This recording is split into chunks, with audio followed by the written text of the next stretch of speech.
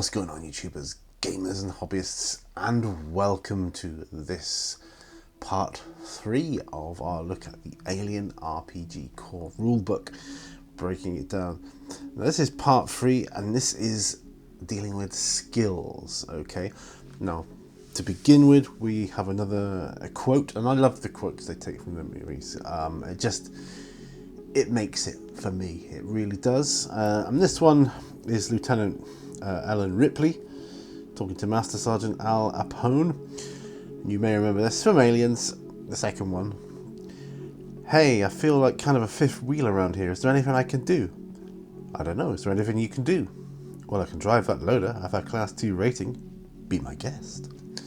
And so that's talking about her skill as a loader, because she had to get a job as a loader because she had a officer ranking taken away from her essentially after the events of the first Alien movie, and so she had to get whatever work she could, and being a loader was one of them. So skills. So what do we get then?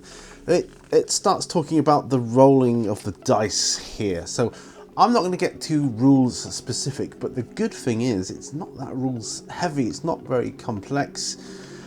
Now, it's very simple. There are 12 skills, essentially. You've got heavy machinery, stamina, close combat, mobility, ranged combat, piloting, observation, comtech, survival, command, manipulation, and medical aid. Now, if you want to perform an action, any action at all, and you don't have the necessary skill, you just the corresponding like either strength, agility, or wits or empathy, you know, the corresponding attribute that the skill links to.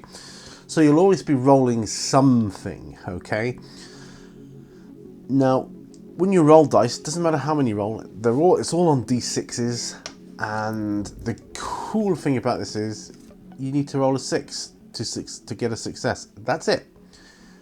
But don't roll ones. Ones cause panic.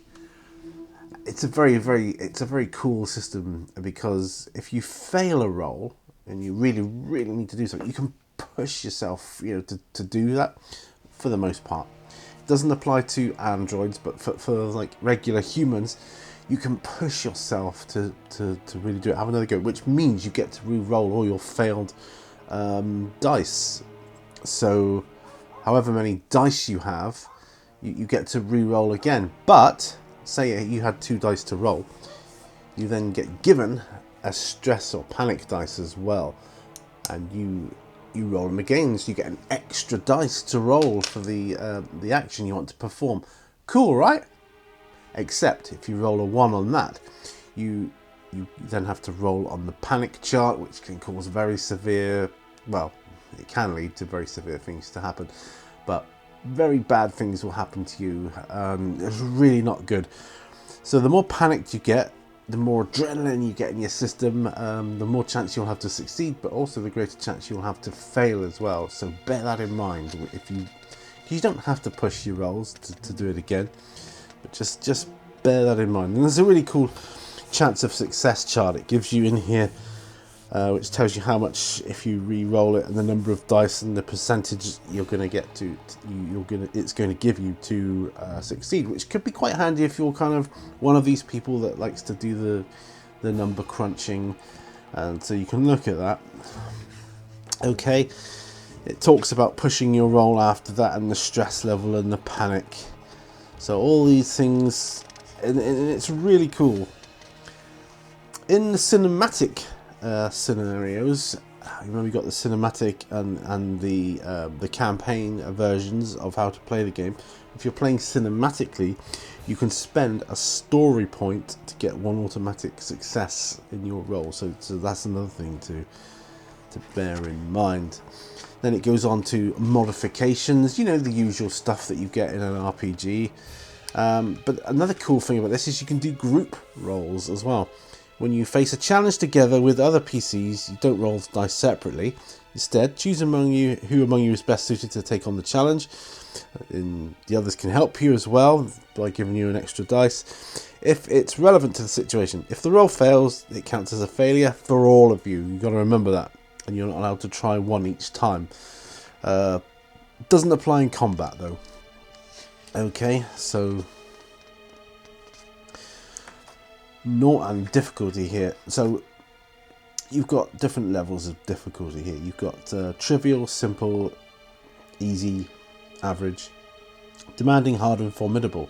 Now your average difficulty, there's going to be zero modification to that. Obviously, something you want to do. I don't know. Say if it was a domestic task, say put up a shelf. That's fairly an average task. So there's no modification for that.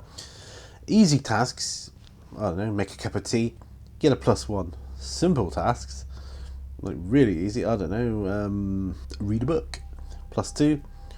And really trivial, like you're talking blow your nose or something, it's a +3 modification.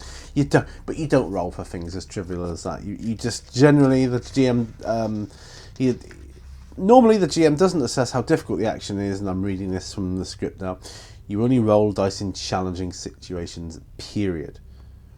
But sometimes the GM might want to underscore that external factor, which will either help or hinder you. So you use the table that we just talked about for guidance. And that's, yeah, so, and then it just talks about the different skills like heavy machinery, close combat and piloting and all that. It goes into detail with those a bit more. Observation, comtech, that's programming android, anything from programming androids, mainframes and other types of advanced technology, blah blah blah. Medical aid speaks for itself. The list goes on a bit, and that's it. That's it for skills. So that's it. So it's not a lot of skills, which good. It's good. It cuts down the depth of what you've got to try and remember, and the GM has to try and remember, and it makes for a very easy, free-flowing game. So yeah, so I'm pretty impressed with the skills, and so next time we'll look at the talents. That's slightly different, and so we'll see you then. Remember, all brushes lead to war. I'll see you on the next video. Remember, stay safe, be well, be kind. Bye for now, folks. Bye bye.